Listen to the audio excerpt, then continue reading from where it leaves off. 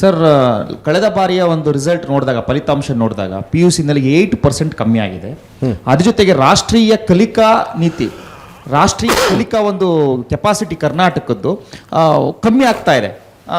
ಫರಾಕ್ ರಾಷ್ಟ್ರೀಯ ಸಮಿತಿ ಅಂತೇಳಿ ಅದರೊಳಗಡೆ ಒಂದು ರಿಪೋರ್ಟನ್ನೇ ಕೊಟ್ಟಿದೆ. ಅದ್ರ ಜೊತೆಗೆ 21,255 ಸರ್ಕಾರಿ ಶಾಲೆಗಳ ಚಾವಣಿಗಳು ಸೋರ್ತಾ ಇದ್ದಾವೆ. ಮೊದಲನೇ ಪ್ರಶ್ನೆ, 1,500 ಕೋಟಿ ರೂಪಾಯಿನ ಅಜಿಂ ಪ್ರೇಮ್ಜಿ ಅವರು ಸರ್ಕಾರ ಕೊಟ್ಟಿದ್ದಾರೆ. ಆದ್ರೂ ಸಹ 6 ದಿವಸ ಮೊಟ್ಟೆ ಕೊಡಕ್ಕಾಗ್ತಾ ಇಲ್ಲ ಅಂತಕ್ಕಂಥದ್ದು ಚರ್ಚೆ ಬಹಳ ನೆರ್ತಾ ಇದೆ. ಸರ್, ಇದ್ರ ಬಗ್ಗೆ ಏನು ಹೇಳ್ತೀರಾ ಸರ್? ನಿಮ್ದು ಥರ್ಡ್ ಕ್ವಶನ್ ಫುಲ್ ಸುಳ್ಳು. ಮೀಡಿಯಾದಲ್ಲಿ ಬಂದಿರೋದು ನಂಬಕ್ ಹೋಗ್ಬೇಡ್ರಿ. ನನ್ನ ಹತ್ರ ಬಂದು ಆಫೀಸಲ್ಲಿ ಕೂತ್ಕೊಳ್ಳಿ, ನಿಮಿಷ ಮೀಡಿಯಾದವರು ಎಲ್ಲ ಮೀಡಿಯಾದವ್ರು ನಂಬೇಡಿ ಅಂತ ನಿಮಿಷ ಎಲ್ಲ ಮೀಡಿಯಾದಲ್ಲಿರೋರ್ನ ನೀವು ನಂಬ್ಕೊಂಡು ಕೂತ್ಕೊಳ್ಳೋದ್ರೆ ನಿಮ್ಮ ಹಣೆ ಬರ, ನಾನೇನು ಮಾಡೋಕ್ಕಾಗಲ್ಲ.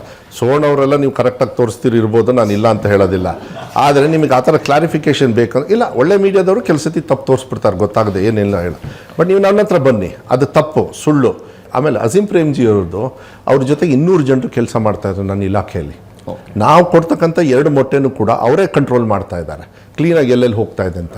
ಮೊಟ್ಟೆ ಅಲ್ಲ ಅದು, ಮೊಟ್ಟೆ ಇಲ್ಲಾಂದರೆ ಬಾಳೆಹಣ್ಣು, ಇಲ್ಲ ಚೀಕಿನ ಏನಾಗ್ಬಿಡ್ತು, ವ್ಯವಹಾರ ಮಾಡ್ಕೊಂಡು ಕೂತ್ಕೊಂಡ್ಬಿಟ್ರು ಕೆಲವರು. ನಾನು ಓಪನ್ ಆಗಿ ನಿಮಗೆ ಹೇಳ್ಬಿಡ್ತೀನಿ, ನೆಲ ಮೇಲೆ ಕೂತ್ಕೊಂಡು ಚೀಕಿ ಮಾಡಿ ಕಟ್ಟೆ ಎಲ್ಲ ಹಾಕಿ ಎಲ್ಲ ಮಾಡಿ ವೀಡಿಯೋಸು ಫೋಟೋಸ್ ಬಂತು. 2 ನಿಮಿಷದಲ್ಲಿ ಹೋಗಿ ಕ್ಯಾನ್ಸಲೇ ಮಾಡಿಬಿಟ್ಟೆ.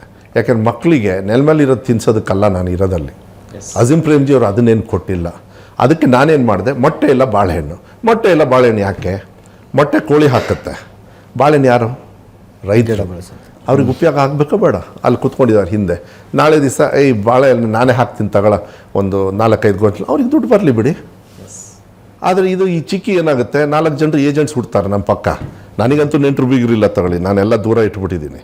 ಖರ್ಚಿಗೆ ಏನು ಮಾಡ್ತೀರಿ? ಸಂಬಳ ನೀವು ಕೊಡ್ತಾ ಇದ್ದೀರಿ, ಬೇಕಾದಷ್ಟಿದೆ. ಅದ್ರಲ್ಲಿ ದಾನನೂ ಮಾಡ್ತೀನಿ. ಮೊನ್ನೆ ಮಾಸ್ತಿ ಸ್ಕೂಲಿಗೆ ಹೋಗಿ 5 ಲಕ್ಷ ನನ್ನ ಸಂಬಳದಲ್ಲಿ ಕೊಟ್ಟೆ.